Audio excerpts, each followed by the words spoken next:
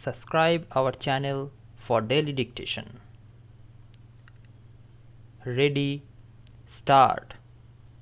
Sir, regarding the first part of the observations made by the honorable member arising out of the comments of Professor Gadgil, as I remember, there were 3 points. Firstly, that the Planning Commission had not developed appropriate criteria, and secondly, that it had not worked out the annual plans with the appropriate breakups.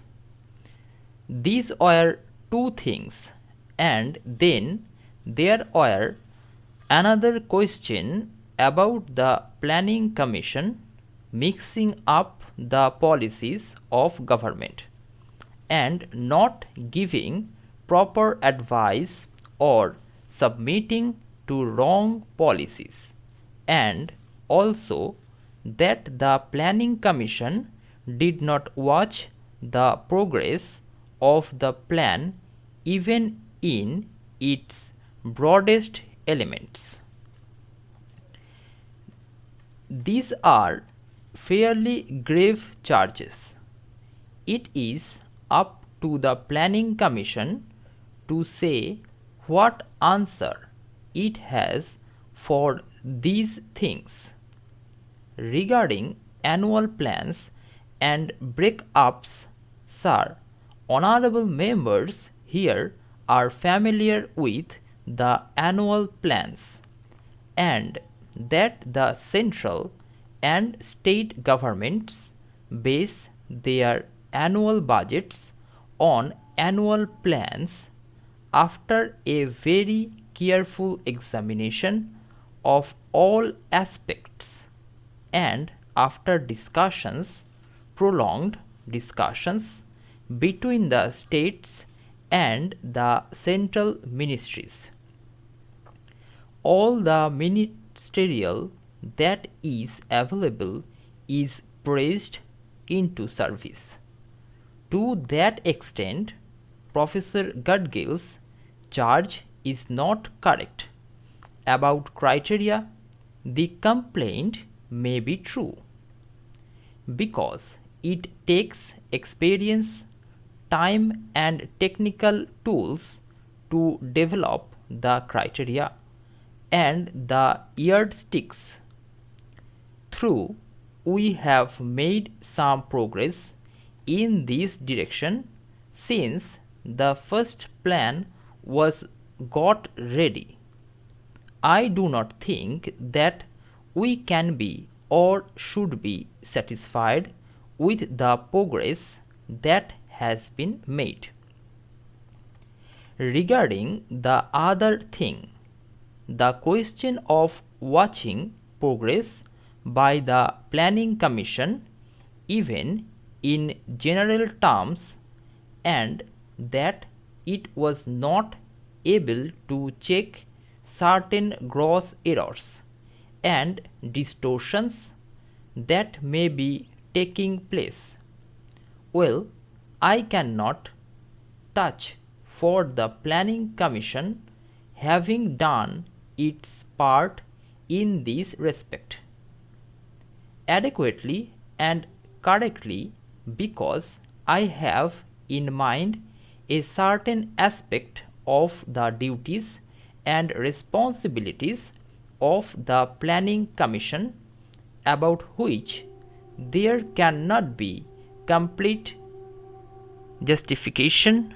For example, on the question of foreign exchange resources, there was the question of import licenses which were issued, regarding which some honorable members said that they had been issued on a lavish scale over a certain period.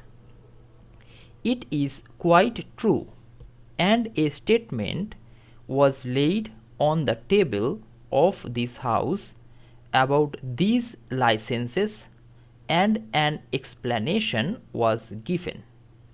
Even that explanation did not deny that somebody was responsible for it.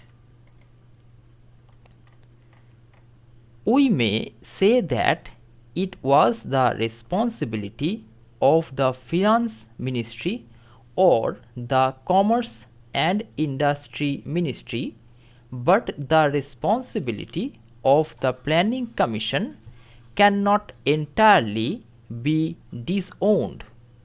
This is something which I have in my mind, but I also know hundreds of things to which the Planning Commission diligently applies itself, watches, informs, and conveys its advice on many matters. It does so from day to day.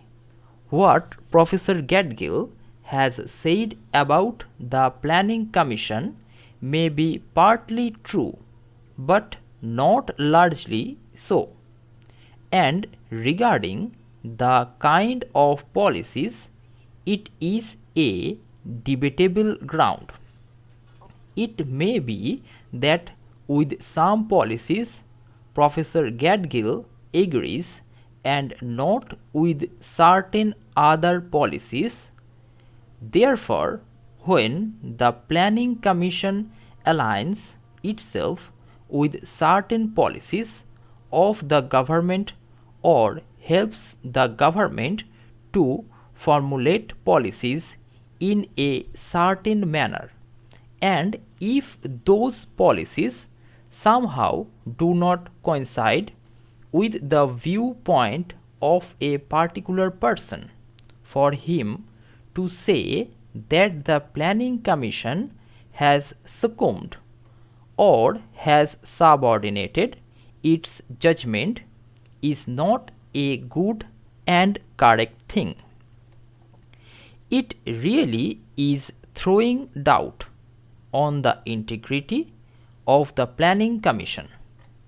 Sir, the Honourable Member quoted from an article by Professor Galbraith and observed that the socialism to which this government is committed in this country is illusion. He is not a protagonist of socialism himself, and he explained those aspects. That is, we here in India have much less of regulation of the economy than is the case in countries which have no plans at all.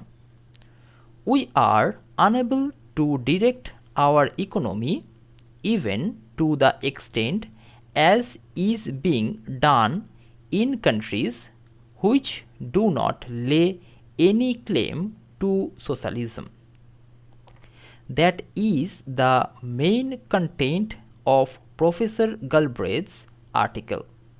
For what purpose he said that is not the question here. He said that in advanced countries they have tools and instruments for controlling and directing the economy on lines compatible with certain objectives.